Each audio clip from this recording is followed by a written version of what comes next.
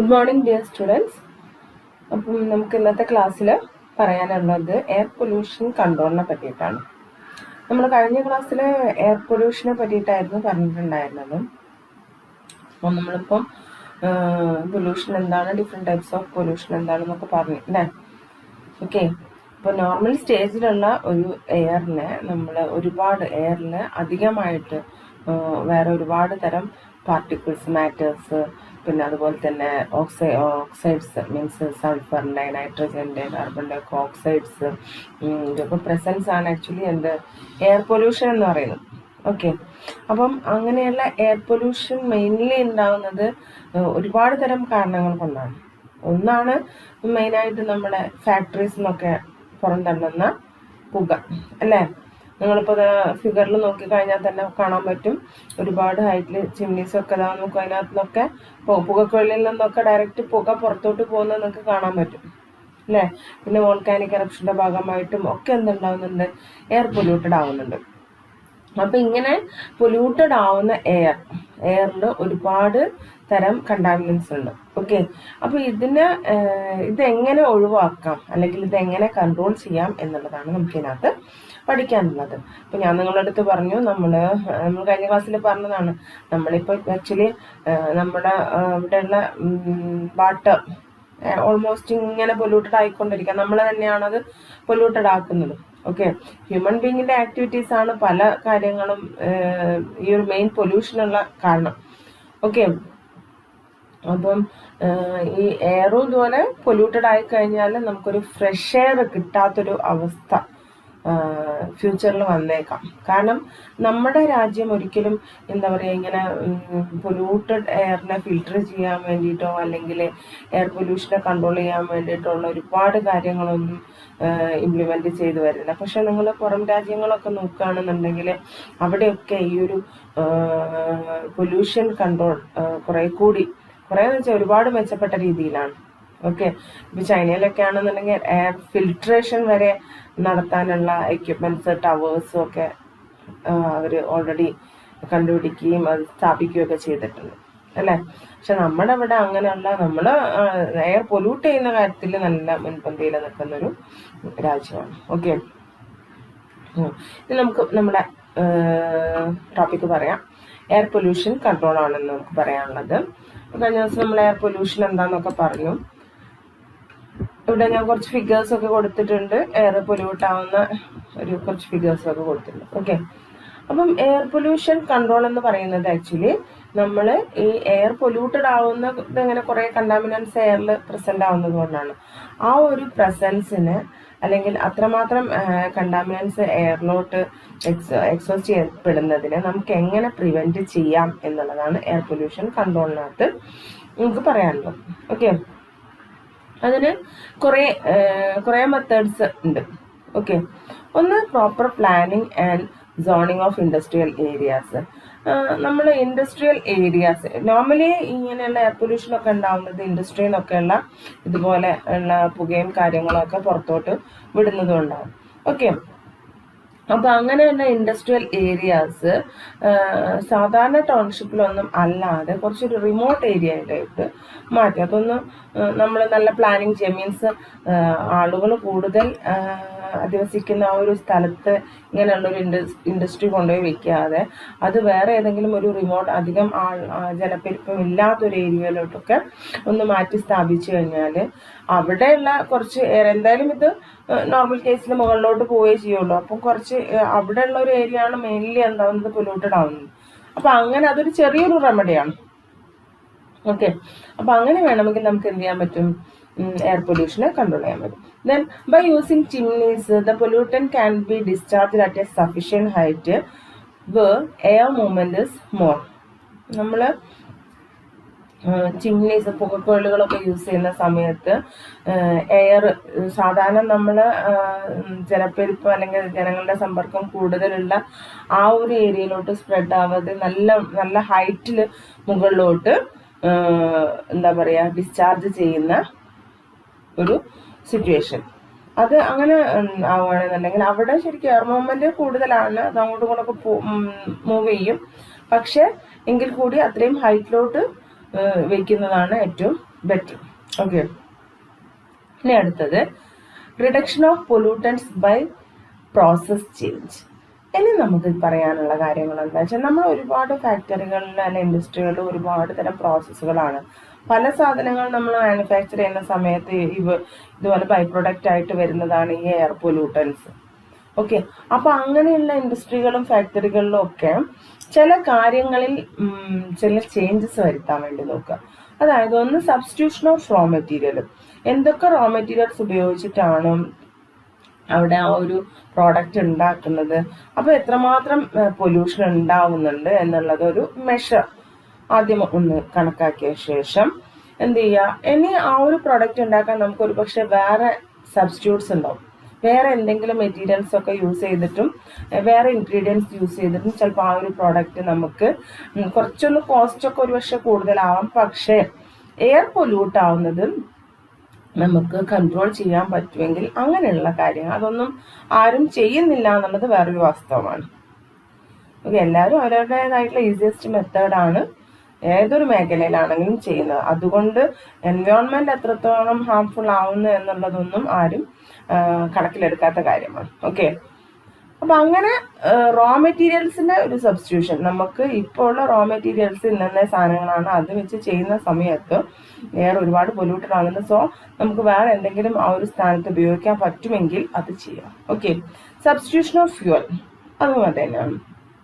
അപ്പം ഇന്നേ തരം ഒരുപാട് ഫ്യൂവൽസ് ഉണ്ട് അല്ലെ, ഫോസിൽ ഫ്യൂവൽസ് തന്നെ ഒരുപാട് തരം ഉണ്ട് അല്ലെ.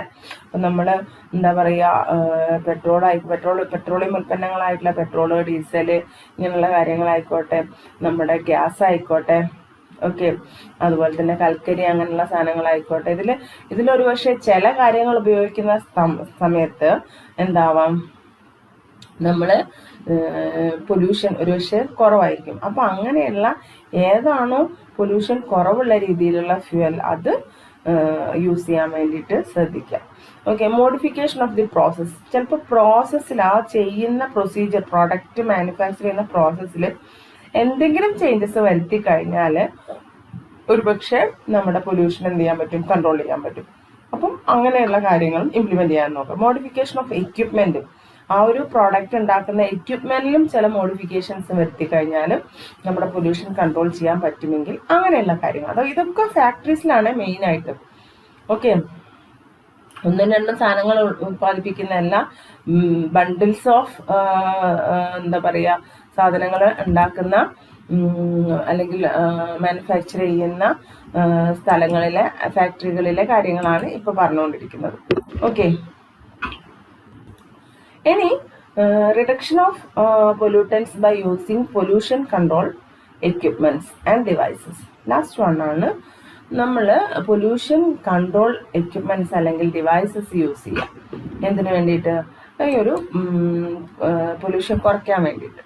ഓക്കെ, ഇനി നമുക്ക് അടുത്ത ടോപ്പിക് അതാണ് പൊല്യൂഷൻ കൺട്രോൾ ഡിവൈസസ് അല്ലെങ്കിൽ pollution control equipments. Okay, air pollution control devices are categorized as following groups: control devices for particulate matter, control devices for gases, contaminants.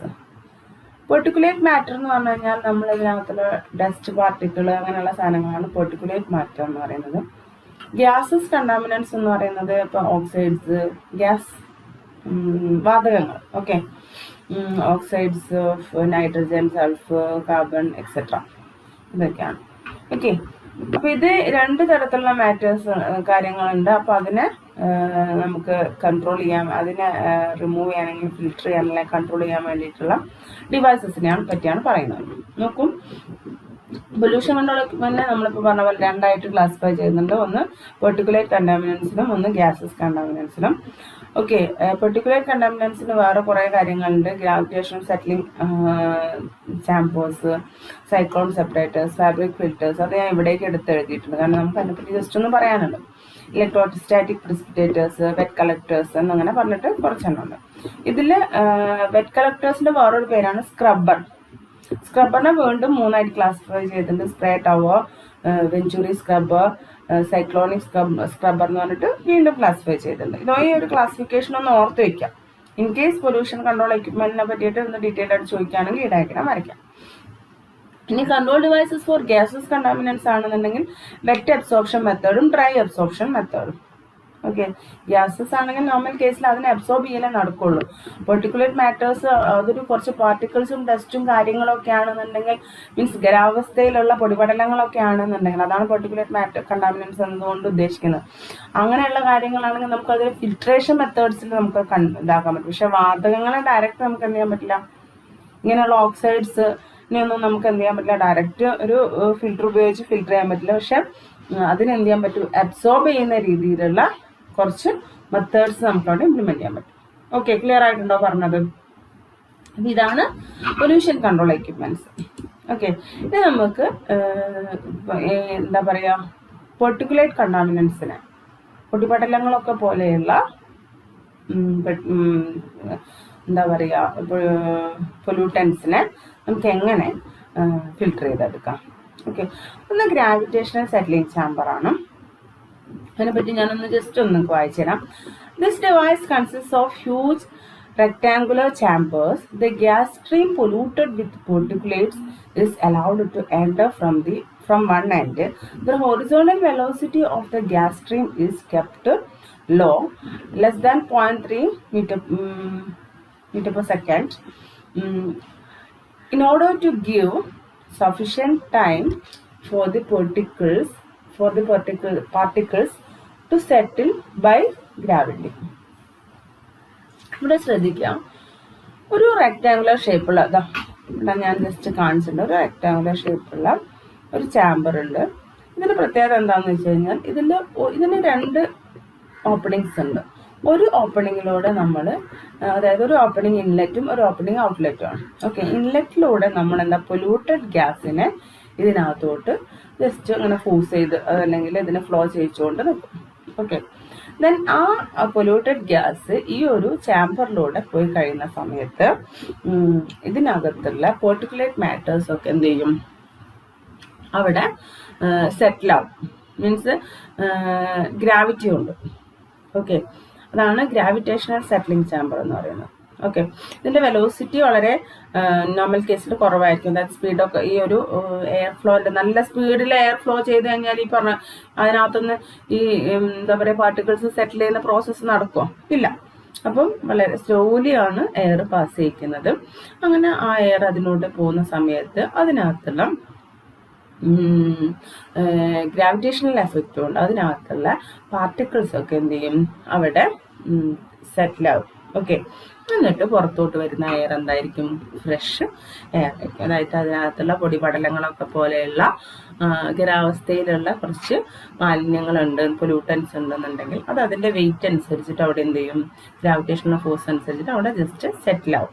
അപ്പോൾ അതിൽ ഏറ്റവും ആദ്യം സെറ്റിലാവുന്നത് നല്ല വെയിറ്റ് കൂടുതലുള്ള രീതിയിലുള്ള, ഈ വെയിറ്റ് എന്ന് പറയുമ്പോൾ വലിയ വെയിറ്റ് അല്ല കേട്ടോ. ഓക്കെ, പൊടിപടലങ്ങളുടെ കേസിലുള്ളൊരു ഇതാണ് പറയുന്നത്. അപ്പം അതിൻ്റെ വെയിറ്റ് കൂടുതലുള്ളതൊക്കെ ആദ്യം എന്ത് ചെയ്യും, സെറ്റിലാവും. പിന്നെ അതിനുശേഷമുള്ളതൊക്കെ സെറ്റിലായ ശേഷം നമ്മുടെ എയർ, ഫ്രഷ് എയർ ഈ ഔട്ട്ലെറ്റിലൂടെ പുറത്തോട്ട് വരും. ഇതാണ് ഗ്രാവിറ്റേഷണൽ ചാമ്പർ, സെറ്റിലിംഗ് ചാമ്പർ. ഇനിയുള്ളത് സൈക്ലോൺ സെപ്പറേറ്റർ അല്ലെങ്കിൽ റിവേഴ്സ് ഫ്ലോ സൈക്ലോൺ എന്നും പറയും. ഓക്കെ, അതൊന്ന് ഞാൻ വായിച്ചുതരാം. Instead of gravitational force, centrifugal force is utilized by cyclone separator to separate the particulate matter from the polluted gas by a spinning gas stream through cyclone separators.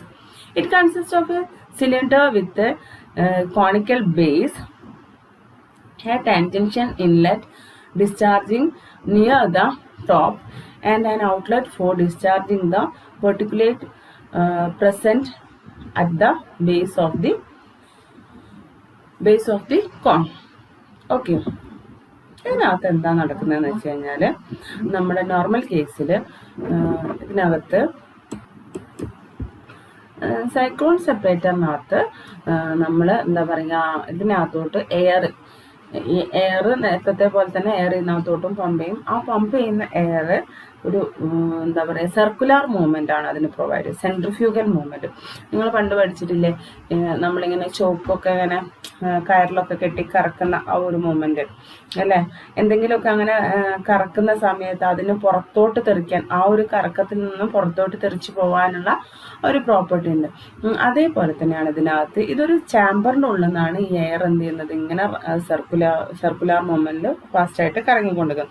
അപ്പോൾ അങ്ങനെ കറങ്ങിക്കൊണ്ട് നിൽക്കുമ്പം ഇതുപോലെയുള്ള particulate matters ഉണ്ടെന്നുണ്ടെങ്കിൽ അതിന് പുറത്തോട്ടൊരു പോകാനുള്ളൊരു tendency വളരെ കുറവായിരിക്കും. കാരണം ചാമ്പറിൻ്റെ sides ഉണ്ട് അല്ലേ?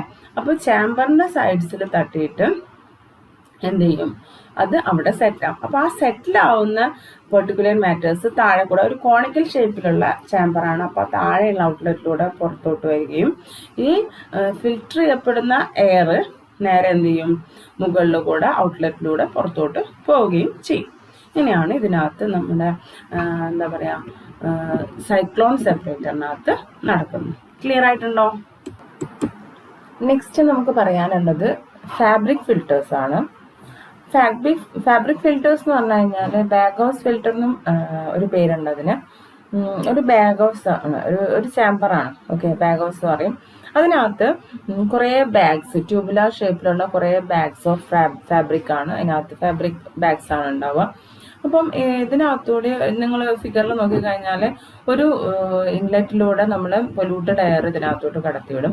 ഈ എയർ എന്തായാലും ഉള്ളിലോട്ട് വിട്ട് കഴിഞ്ഞാൽ അത് എല്ലായിടത്തും മൂവ് ചെയ്യാനുള്ളൊരു പ്രോപ്പർട്ടി ഉണ്ട്. സോ എയർ ഈ ട്യൂബുലാർ ഷേപ്പിലുള്ള ബാഗ്സിലൂടെ ഒക്കെ എന്ത് ചെയ്യും, പാസ് ചെയ്തിട്ട് അവിടുന്ന് ഫിൽട്രേഷൻ നടന്നിട്ട് നമ്മുടെ എന്താ പറയുക ഫ്രഷ് എയർ ആയിട്ട് മാറുകയും ആ കളക്ട് ചെയ്തിട്ടുള്ള പാർട്ടിക്കിൾസ് നമ്മുടെ എന്താ പറയുക ഈ ബാഗ് ഹൗസിനകത്ത് ശരിക്കും ഇങ്ങനെ ഒരു പാർട്ടിക്കിൾ കളക്ട് ചെയ്യുക, ഒരു ഫിൽറ്റർ ആയിട്ടാണ് ഈ ഒരു ഫാബ്രിക് ആക്ട് ചെയ്യുക. അപ്പോൾ ആ ഫാബ്രിക് ഫിൽറ്ററിൻ്റെ മുകളിൽ ജസ്റ്റ് ഒരു തിൻ ലെയർ ആയിട്ടാണ് നമ്മൾ ഈ പൊടിപടലങ്ങളൊക്കെ, ഡസ്റ്റ് പാർട്ടിക്കിൾസൊക്കെ എന്ത് ചെയ്യുക അവിടെ ഉണ്ടാവുക. പിന്നെ ഇതിൻ്റെ ഒരു പ്രത്യേകത എന്ന് വെച്ച് കഴിഞ്ഞാൽ ആ തിൻ ലെയർ അടുത്ത ഇനിയും വരുന്ന പൊല്യൂട്ടഡ് എയർ ഇങ്ങനെ വന്നുകൊണ്ടേ ഇരിക്കും. അപ്പോൾ അങ്ങനെ വന്നുകൊണ്ടിരിക്കുന്ന എയറിനകത്ത് ഉള്ള മൈക്രോൺ സൈസിലുള്ള അതായത് ഇതിനെക്കാട്ടും ചെറിയ സൈസിലുള്ള പാർട്ടിക്കിൾസിൻ്റെ പാർട്ടിക്കിൾസിനെ എന്ത് ചെയ്യാം, ഫിൽറ്റർ ചെയ്യാൻ വേണ്ടിയിട്ട് പറ്റും. എന്നിട്ട് എന്ത് ചെയ്യും, ആ പാർട്ടിക്കിൾസ് നമുക്ക് ഒരു ഔട്ട്ലെറ്റിലൂടെ പുറത്തോട്ട് കളയാനും പറ്റും. അപ്പം ഇങ്ങനെയാണ് ഒരു ബാഗ് ഹൗസ് ഫിൽറ്റർ അല്ലെങ്കിൽ ഫാബ്രിക് ഫിൽറ്റർ വർക്ക് ചെയ്തത്. ക്ലിയർ ആയിട്ടുണ്ടോ? പറഞ്ഞത് മനസ്സിലായിട്ടുണ്ടോ? നമുക്ക് നെക്സ്റ്റ് പറയാനുള്ളത് വെറ്റ് കളക്ടേഴ്സ് ആണ്. ഓക്കെ, നെക്സ്റ്റ് നമുക്ക് വെറ്റ് കളക്ടേഴ്സ് ആണ്. അതിന് സ്ക്രബ്ബേഴ്സ് എന്നും പറയും. അതിനകത്ത് എന്താണെന്ന് വെച്ച് കഴിഞ്ഞാൽ ഞാൻ ഓൾറെഡി പറഞ്ഞല്ലോ വെറ്റാണെന്ന്. ഇതുവരെയുള്ള കേസൊക്കെ നമ്മൾ പറഞ്ഞത് ഡ്രൈ എയറിൻ്റെ കേസാണ്. ഇനി വെറ്റ് എയർസ് ആണെന്നുണ്ടെങ്കിൽ അതിൻ്റെ ഒരു പ്രത്യേകത എന്താണെന്ന് വെച്ച് കഴിഞ്ഞാൽ അതിൽ ഒരല്പം ലിക്വിഡ് ഡ്രോപ്ലെറ്റ്സ് ഉണ്ടാവും. സോ ഈ സ്ക്രബ്ബേഴ്സ് അല്ലെങ്കിൽ സ്പോഞ്ച് പോലെയുള്ള ഡിവൈസസിൻ്റെ ഒക്കെ ഒരു പ്രത്യേകത എന്താണെന്ന് വെച്ച് കഴിഞ്ഞാൽ അതിൽ എയർ ഗ്യാപ്സ് ഉണ്ടായിരിക്കും. അപ്പോൾ അവിടെയൊക്കെ ഈ ലിക്വിഡ് ഡ്രോപ്ലെറ്റ്സിനെ അട്രാക്ട് ചെയ്യാനുള്ള ഒരു പ്രോപ്പർട്ടി ഉണ്ട് സ്ക്രബ്ബേഴ്സിന്. അപ്പം spray tower, venturi scrubber, cyclone scrubber, ഇങ്ങനെ കുറച്ച് ക്ലാസിഫിക്കേഷൻസ് ആണ് വെറ്റ് കളക്ടേഴ്സിനുള്ളത്. വെറ്റ് കളക്ടർ എന്താണെന്ന് ഞാൻ ഒന്നുകൂടി പറയാം. In wet collector or scrubber the particulate contaminants are removed from the polluted gas stream by incorporating the particulates into liquid droplets. കുറച്ചൊരു വെറ്റാക്കാൻ വേണ്ടിയിട്ടാണ് liquid droplets പോലെ ആക്കുന്നത് നമ്മുടെ പൊല്യൂട്ടഡ് കണ്ടാമിനൻസിനെ. എന്നിട്ട് എന്ത് ചെയ്യും, അത് കോമൺ ആയിട്ടുള്ള വെറ്റ് സ്ക്രബ്ബേഴ്സ് വഴി എന്ത് ചെയ്യും, ഫിൽട്ടർ ചെയ്ത് എടുക്കും. അങ്ങനെയുള്ള കുറച്ച് വെറ്റ് സ്ക്രബ്ബേഴ്സ് ആണ് ഞാനിപ്പോൾ താഴെ പറഞ്ഞേക്കുന്നത്. ഓക്കെ, പിന്നെ ഫിഗറൊന്നും നിങ്ങൾ കൺസിഡർ ചെയ്യേണ്ട, ഇത്രയും ജസ്റ്റ് ഓർത്ത് വെച്ചാൽ മതി. ഓക്കെ, ഇനി നമുക്ക് പറയാനുള്ളത് ഇലക്ട്രോസ്റ്റാറ്റിക് പ്രസിപ്പിറ്റേറ്റർ ആണ്. ഓക്കെ, ഇലക്ട്രോസ്റ്റാറ്റിക് പ്രസിപ്പിറ്റേറ്റർ എന്ന് പറഞ്ഞു കഴിഞ്ഞാൽ ഇതിനകത്ത് എന്താ നടക്കുന്നതെന്ന് വെച്ച് കഴിഞ്ഞാൽ നമ്മുടെ ഈ പൊല്യൂട്ടഡ് എയർ അയണൈസ് ചെയ്യപ്പെടുക ചെയ്യുന്നത്. ഓക്കെ, ഇതിനകത്തോട്ട് പാസ് ചെയ്യുന്ന സമയത്ത് അയണൈസ് ചെയ്യപ്പെടുക എന്ന് പറഞ്ഞു കഴിഞ്ഞാൽ അതെന്താണ്, പോസിറ്റീവും നെഗറ്റീവും ആയിട്ടുള്ള അയൺസ് ആയിട്ട് മാറാണ്. ഓക്കെ, പോസിറ്റീവും നെഗറ്റീവും ചാർജസ് അതിനകത്തിലെ ഈ പാർട്ടിക്കിൾസിന് കിട്ടുകയാണ് ചെയ്യുന്നത്. അപ്പോൾ അങ്ങനെ ചെയ്യുമ്പോൾ നമ്മളൊരു പ്രോപ്പർട്ടി പഠിച്ചിട്ടുണ്ട്. നോർമലി ഈ പോസിറ്റീവ് ആയിട്ടുള്ളതിനെ നെഗറ്റീവ്സ് എന്ത് ചെയ്യും, അട്രാക്ട് ചെയ്യും. അപ്പം ഇതിനകത്ത് എന്താ പ്ലേസ് ചെയ്യാന്ന് വെച്ച് കഴിഞ്ഞാൽ ഇലക്ട്രോഡ്സ് പ്ലേസ് ചെയ്തിട്ടുണ്ട്. ഇപ്പുറത്തെ ഫിഗർ നോക്കിക്കഴിഞ്ഞാൽ നിങ്ങൾക്ക് മനസ്സിലാവും റോ ഓഫ് ഇലക്ട്രോഡ്സ്, ഈ റെഡ് കളറിൽ കാണുന്നത് ഇലക്ട്രോഡ്സ് ഉണ്ടാവും. അപ്പോൾ ഈ അയണൈസ് ചെയ്യപ്പെട്ട് എയറിനകത്ത് അല്ലെങ്കിൽ പൊല്യൂട്ട് ചെയ്ത ഈ എയറിനകത്തുള്ള അയൺ പാർട്ടിക്കിൾസിനെ, പോസിറ്റീവ് അയൺസിനെയൊക്കെ ആര് അട്രാക്ട് ചെയ്യും? ഈ ഒരു ഇലക്ട്രോഡ്സ് അട്രാക്ട് ചെയ്യും. ഇതാണ് ഇതിനകത്ത് നടക്കുന്നത്. ഒന്ന് വായിച്ചു തരാം. An electrostatic precipitator ESP is a filtration device that removes fine particles like dust, smoke from a flowing gas using the force of an induced electrostatic charge. Okay, induced electrostatic മീഡിയത്തിലോട്ട് ഈ air pass ചെയ്യുമ്പോഴാണ് അതിലുള്ള പാർട്ടിക്കിൾസിനൊക്കെ എന്ത് കിട്ടുക? Charge കിട്ടുക. Okay, നമ്മൾ പഠിച്ചിട്ടില്ലേ ഈ മാഗ്നറ്റിന്റെ അടുത്ത് നമ്മളൊരു പെർട്ടിക്കുലർ എന്താ പറയുക ഒരു സ്റ്റീൽ വെക്കുന്ന സമയത്ത് അത് ഇരുമ്പ് എന്ത് ചെയ്യും? അത് അട്രാക്ട് ചെയ്യും അല്ലേ? അപ്പൊ അതിൻ്റെ ഒരു മാഗ്നറ്റിക് ഫീൽഡ് ഉള്ളതാണ്. അപ്പൊ നിങ്ങൾ പഠിച്ചിട്ടുണ്ട് ഇൻഡക്ടറിന്റെ ചുറ്റും എന്തുണ്ടായിരിക്കും നോർമൽ കേസിൽ ഒരു ഇൻഡ്യൂസ്ഡ് EMFന്റെ കേസൊക്കെ അല്ലേ? അപ്പോൾ അതേപോലെ തന്നെ ഇവിടെ എന്തുണ്ടായിരിക്കും? ഒരു ചാർജ് ഉള്ള ഒരു ഏരിയനകത്തൂടെയാണ് എന്ത് ഈ ഒരു പൊല്യൂട്ടഡ് എയർ പാസ് ചെയ്യുക. സോ ആ പാർട്ടിക്കിൾസിന്റെ ചാർജ് കിട്ടിയ ശേഷമാണ് ഈ പറഞ്ഞിട്ടുള്ള പോസിറ്റീവ് നെഗറ്റീവ് ആയിട്ട് സെപ്പറേറ്റ് ചെയ്യപ്പെടുകയും പോസിറ്റീവ്സ് ഒക്കെ നമ്മുടെ ഇലക്ട്രോഡ്സുമായിട്ട് അട്രാക്ട് ചെയ്യുകയും ചെയ്യുന്ന ഒരു പ്രോസസ്, അതായത് ഫിൽട്രേഷൻ. അതാണ് ഇതിനകത്ത് നടക്കുന്നത്. ക്ലിയർ ആയിട്ടുണ്ടോ? പറഞ്ഞത് മനസ്സിലായിട്ടുണ്ടോ? ക്ലിയർ ആയിട്ടുണ്ടോ? അപ്പൊ ഇതുവരെ നമ്മൾ പറഞ്ഞുകൊണ്ടിരുന്നത് കണ്ടാമിനൻസിന്റെ അല്ലെങ്കിൽ ഈ പൊടിപടലങ്ങളുടെ ഒക്കെ കേസായിരുന്നു അല്ലെ. ഇനി നമുക്ക് ഗ്യാസസ് കണ്ടാമിനൻസിന്റെ ആണ് പറയാനുള്ളത്. മീൻസ് ഗ്യാസസ് കണ്ടാമിനൻസ് എന്ന് ഉദ്ദേശിക്കുന്നത് എയറിൽ തന്നെയുള്ള sulphur dioxide SOx, NOx, CO, nitrogen dioxides, carbon dioxides, അങ്ങനെയുള്ള ഗ്യാസസ് പൊല്യൂട്ടൻസിന്റെ കേസാണ്. ഇതിന് നമുക്ക് വേർതിരിച്ചെടുക്കാൻ വേണ്ടിയിട്ട് മെയിൻലി 3 തരം പ്രോസസ്സുകളാണുള്ളത്. അത് അബ്സോർപ്ഷനും എക്സോർപ്ഷനും കണ്ടൻസേഷനുമാണ്. ഇതിൽ അബ്സോർപ്ഷൻ ഞാൻ ഡീറ്റെയിൽ ആയിട്ട് ഇവിടെ കൊടുത്തിട്ടൊന്നുമില്ല, നിങ്ങൾ നോട്ടിൽ എഴുതിയതാണ്. ഓക്കെ, ഇതിൽ അബ്സോർപ്ഷൻ എന്ന് പറഞ്ഞു കഴിഞ്ഞാൽ ഇതിനകത്ത് എങ്ങനെയാണെന്ന് വെച്ച് കഴിഞ്ഞാൽ കണ്ടാമിനൻസിനെ നമ്മുടെ ലിക്വിഡ് അബ്സോർബൻറ്റുമായിട്ട് എന്ത് ചെയ്യും? കോണ്ടാക്റ്റിൽ വെക്കും. മീൻസ് ലിക്വിഡ് അബ്സോർബൻ്റ് എന്ന് പറയുന്നത് ഒരു സോൾവെന്റ് ആയിരിക്കും. ഓക്കെ, ലിക്വിഡ് ആയിട്ടുള്ള ഒരു സോൾവെന്റ് ആയിരിക്കും. സോ ഗ്യാസ് നമ്മൾ പാസ് ചെയ്യുന്ന സമയത്ത് എന്ത് ചെയ്യും? ഈ ലിക്വിഡ് ആയിട്ടുള്ള സോൾവെന്റ് അബ്സോർബ് ചെയ്തെടുക്കും. ഈ ഗ്യാസിനകത്തുള്ള എന്താ പറയുക, നമ്മുടെ ഇപ്പം ഓക്സൈഡ്സും കാര്യം സൾഫർ ഡൈ ഓക്സൈഡ്സും ഒക്കെ ഉണ്ടെന്ന് പറഞ്ഞില്ലേ, അതിനൊക്കെ എന്ത് ചെയ്യും? ഒരു അബ്സോർബ് ചെയ്തിട്ട് ആ ഒരു സോൾവെന്റിന്റെ കൂടെ ലിക്വിഡ് ഫോർമാറ്റിന്റെ കൂടെ ആഡ് ചെയ്ത് വിടും. ഓക്കെ, അങ്ങനെയാണ് ഫിൽറ്റർ ചെയ്യുന്നത്. ഇനി അഡ്സോർപ്ഷൻ എന്ന് പറഞ്ഞു കഴിഞ്ഞാൽ നേരത്തെ പറഞ്ഞത് ലിക്വിഡ് ആണെങ്കിൽ അഡ്സോർപ്ഷൻ എന്ന് പറയുന്നത് സോളിഡ് മെറ്റീരിയൽ അതിനകത്ത് യൂസ് ചെയ്യാം. അഡ്സോർബൻ്റ് ആയിട്ട് യൂസ് ചെയ്യുന്നത് സോളിഡ് മെറ്റീരിയൽ ആണ്. ആ സോളിഡ് മെറ്റീരിയൽ ഈ പറഞ്ഞ പോലെ തന്നെ എന്താണ് നമ്മുടെ സ്ട്രീം ഓഫ് ഗ്യാസസ് പാസ് ചെയ്യുന്ന സമയത്ത് ആ സോളിഡ് പാർട്ടിക്കിൾ മറ്റേതിനകത്തുള്ള ഗ്യാസസിന് എന്ത് ചെയ്യും? അട്രാക്ട് ചെയ്ത് എടുക്കും. ഓക്കെ, ഇനി നമുക്ക് പറയാനുള്ള കണ്ടൻസേഷനും പ്രസിപ്പിറ്റേഷനും ഒക്കെ നമ്മൾ മുമ്പ് പഠിച്ചൊരു കേസാണ്. കണ്ടൻസേഷൻ എന്ന് പറഞ്ഞു കഴിഞ്ഞാൽ ആക്ച്വലി നമ്മളിപ്പോൾ ഇവാപ്പറൈസ് ചെയ്തൊക്കെ പോകുന്ന പോലെയല്ല, എയറിനകത്ത് അത് നല്ല ഹീറ്റ് ആയിരിക്കും. നോർമൽ കേസിൽ പുറത്തോട്ട് വിടുന്ന പുകയൊക്കെ നല്ല ഹീറ്റ് ആയിരിക്കും അല്ലെ, ഫാക്ടറിയിൽ നിന്നൊക്കെ. അപ്പോൾ ആ ഒരു ഇത് കോൾഡ് ആയിട്ടുള്ള ഒരു പ്രതലത്തിൽ തട്ടുന്ന സമയത്താണ് നോർമൽ കേസിൽ എന്ത് നടക്കുന്നത്? പ്രസിപ്പിറ്റേഷൻ നടക്കുന്നത്, അല്ലെങ്കിൽ കണ്ടൻസേഷൻ നടക്കുന്നത്. ഓക്കെ, അങ്ങനെ ഒരു കോൾഡ് ആയിട്ടുള്ള ഒരു ലിക്വിഡ് സർഫേസിന്റെ ഒരു സഹായത്തോടെ നമ്മൾ ചെയ്യുന്ന പ്രോസസ്സാണ് എന്ത്? കണ്ടൻസേഷൻ. ഓക്കെ, കോൾഡ് സർഫേസിന്റെ ഒരു കോണ്ടാക്റ്റിൽ വെക്കുന്ന സമയത്ത് ഈ ഇവാപ്പറൈസ് ചെയ്ത് പോകുന്ന അല്ലെങ്കിൽ ഈ ഹീറ്റായിട്ട് പുറത്തോട്ട് പോകുന്ന ഈ പുകയിലൊക്കെ ഉള്ള ഓക്സൈഡ്സ് ഒക്കെ എന്ത് ചെയ്യും? ഈ ഒരു കോൾഡ് സർഫേസിൽ തട്ടിയിട്ട് അവിടെ അട്രാക്ട് ചെയ്ത് നിൽക്കും. അവിടെ ലിക്വിഡ് ഫോർമാറ്റിലായിട്ട് കോണ്ടാക്ട് ചെയ്തിട്ട് അല്ലെങ്കിൽ അബ്സോർബ് ചെയ്യപ്പെട്ടിട്ട് നിൽക്കും. കോൾഡ് സർഫേസ് വെച്ചിട്ടാണ് നമ്മൾ കണ്ടൻസേഷൻ ചെയ്യുന്നത്. പിന്നെ ഇനി നമുക്ക് ഇതിനകത്ത് കുറച്ച് പഠിക്കാനുള്ളത് ഓട്ടോമൊബൈൽ എമിഷൻസ് ആണ് മേജർ പ്രോബ്ലംസ് ഓഫ് മെട്രോപൊളിറ്റൻ സിറ്റീസിലുള്ള. ഓക്കെ, അതായത് ഗ്യാസസ് മെയിനായിട്ട് നമ്മൾ ഫാക്ടറിയിൽ നിന്നല്ലാതെ ഒരുപാട് വെഹിക്കിൾസ് അല്ലേ, ഗ്യാസസ് കണ്ടാമിനൻസ് ഫാക്ടറിയിൽ നിന്നും അതുപോലെ തന്നെ വലിയ വലിയ ഇൻഡസ്ട്രീസിൽ നിന്നും മാത്രമല്ല, വെഹിക്കിൾസ് പലതരം വെഹിക്കിൾസിനകത്ത് നിന്ന് വരുന്നുണ്ട് ഗ്യാസസ് കണ്ടാമിനൻസ് ഒരുപാട് പുറന്തള്ളുന്നുണ്ട്. ഓക്കെ, അപ്പം അതിന് എക്സാമ്പിൾസ് ആണ് കൺട്രോൾ ഓഫ്, അതിന് കുറച്ച് കാര്യങ്ങൾ ചെയ്യേണ്ടത്, റെമഡീസ്. ഓക്കെ, ക്രാങ്ക് കേസിന്റെ കൺട്രോള്, ഇതൊക്കെ ഓട്ടോമൊബൈൽ പാർട്സിൽ വരും. നമുക്ക് ഇതിനെപ്പറ്റി ഒന്നും കൂടുതലായിട്ട് പഠിക്കാനില്ല, ജസ്റ്റ് ഒന്ന് ലിസ്റ്റ് ചെയ്താൽ മാത്രം മതി. Okay, control of exhaust emission, പുറത്തോട്ട് വിടുന്ന ഈ പുകയില്ലേ, ഓക്കെ, ആ എമിഷന്റെ ഒരു കൺട്രോൾ മീൻസ് അത് അത്രത്തോളം മലിനമാകാത്ത രീതിയിൽ നമുക്ക് എങ്ങനെ അതിനകത്ത് ഇഗ്നിഷൻസ് ഒക്കെ പ്രോസസ് ആവും എന്നുള്ളത്. Control of evaporation emission, evaporated ആയിട്ടുള്ള, അത് അത്രയും ഹീറ്റുള്ള ഇവാപ്പറേറ്റഡ് ആയിട്ടുള്ള എമിഷൻസ് ഉണ്ട്, അതിൻ്റെ ഒരു കൺട്രോള്. പിന്നെ ഓൾട്ടർനേറ്റീവ് ആയിട്ടുള്ള ഗ്യാസ് എൻജിൻസും കാര്യങ്ങളൊക്കെ ഉണ്ടോ എന്നുള്ളത്. ഇങ്ങനെയുള്ള കുറേ കാര്യങ്ങളാണ് നമ്മൾ ഓട്ടോമൊബൈൽ റിലേറ്റഡ് ആയിട്ട് വരുന്നത്. അപ്പം ഓട്ടോമൊബൈലിൻ്റെ വെഹിക്കിൾസിൻ്റെ ആ ഒരു ഡിസൈനിലും അതിൽ ഇംപ്ലിമെൻ്റ് ചെയ്ത് നമ്മൾ നേരത്തെ പറഞ്ഞ ഈ ഒരു റോ മെറ്റീരിയൽ ആയിക്കോട്ടെ, പ്രോസസ് ചേഞ്ച് ആയിക്കോട്ടെ, അങ്ങനെയുള്ള കാര്യങ്ങളൊക്കെ ഇംപ്ലിമെൻ്റ് ചെയ്യാൻ പറ്റുമോ എന്നുള്ളതൊക്കെ നോക്കാനുണ്ട്. ഓക്കെ, അപ്പോൾ ഇത്രയുമാണ് നമ്മൾ എയർ പൊല്യൂഷനും അതിൻ്റെ കൺട്രോളും. അപ്പോൾ എല്ലാവരും ഇതൊന്ന് നന്നായിട്ട് കാണുക, മനസ്സിലാക്കുക, വീട്ടിൽ തന്നെ ഇരിക്കുക, പുറത്തൊന്നും പോകരുത്. Okay, stay safe. Thank you dears.